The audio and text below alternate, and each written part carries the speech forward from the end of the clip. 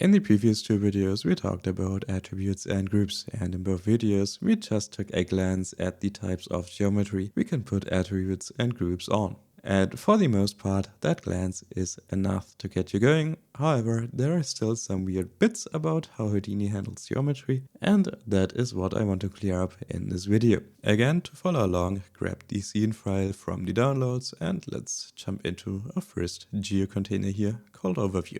Now, if you're coming from pretty much any 3D software, you probably know your geometry like this. We start out with points or vertices, we connect those points or vertices with edges, and between those edges we put faces. And this is our trinity of geometry bits that all meshes are made of. But then you take a look at groups and attributes inside Houdini and things get weird. Now we have points and vertices as separate types.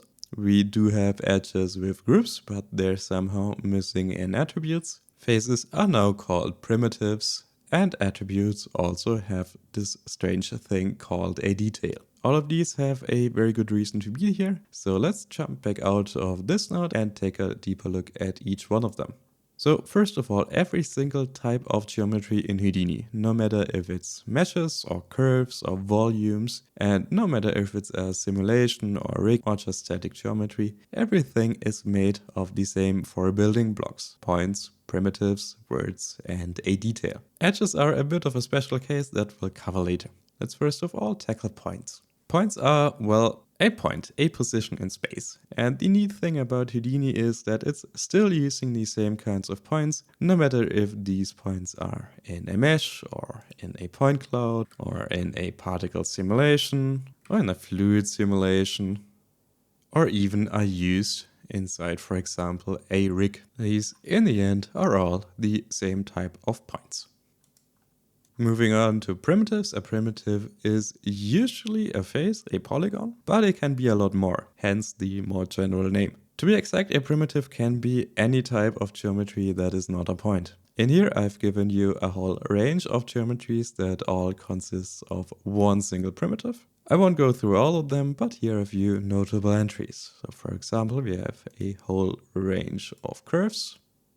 Volumes are also just single primitives. Its voxels are stored inside the primitive. We also use primitives for instancing inside Houdini by packing an object. And this will be a topic for a later video. And Houdini offers a range of simple shapes like this sphere, also as single primitives, which are very, very efficient to copy onto points and render. So as a rule of thumb, every renderable geometry in Houdini is usually a primitive. Moving on to vertices, we have a first type that's a bit more difficult to explain. So I made a model. So here we have a polygon mesh consisting of points and primitives in between those points. But the question that's still unanswered here is what exactly is telling our primitives which points they should be connected to. So let's imagine we shrink our primitives a bit. We pull them away from the points that they're connected to. And here we have finally our vertices. Vertices are essentially what pulls each corner of each primitive to its respective point. And no primitive can exist without points or vertices. Now, this is all well and good if you want to know how geometry is created in Houdini. But what use do we have for vertices? Well, in most cases, it's just easier to choose either points or primitives for attributes and groups. However, there are some niche cases where I can make use of the fact that we have a lot more vertices than points or primitives in a mesh. Let me show you two of the most common. So for example, we can start out with a box and we can give it a bevel like this. And in the end, I want to control the normals of this geometry right here. And of course, I want a sharp edge right here. And I want a soft, smoothed edge, for example, right here. So if I use a normal node, let's also maybe move to smooth shaded. If I use a normal node and I add normals to my vertices, I do get this nice slider. And if I pull this all the way down, I can see some sharp edges right here. If I pull it all the way up, all my edges are smooth. And if I put it somewhere in the middle, I get the shading that I want. However, if I set this to points, now first of all my slider is gone and everything is smooth. So why is that? If we turn on our normal display right here, we can see that every point in here has a normal, and the normal is just pointing in the average direction of all the surrounding faces, which again is resulting in a very smooth geometry like this. However, if we set this to vertices, we get more options to put normal vectors on. We get in this geometry right here 3 vertices per point, because there are always 3 faces around each point. And so for smooth shading, those 2 normals can point in the same direction, resulting in a smooth shading between those faces. And for sharp edges, our normal vector can point into a different direction, which again results in this sharp edge right here. This is something we simply can't get by choosing points here, because points are just not giving us enough data to specify this property that we want in here. And the same goes for UV textures. So if we take a look at this geometry right here, and let's maybe switch back to our wire shading, I can maybe use the default settings in here and have the texture type set to polar on this UV texture node, but I get this awkward section right here, because we don't have any seams in our texture map. But I can fix this by simply checking fix boundary seams, and now we have a perfectly fine UV map on our geometry. But again, this is on vertices, so let's switch this to point. And for some reason we still get this checkpoint right here, but no matter if I turn it on or off, I still get weird UV geometry in here, which I don't want. So I only get the ability to add seams to my UV maps if my UVs are on vertex level, not on point level.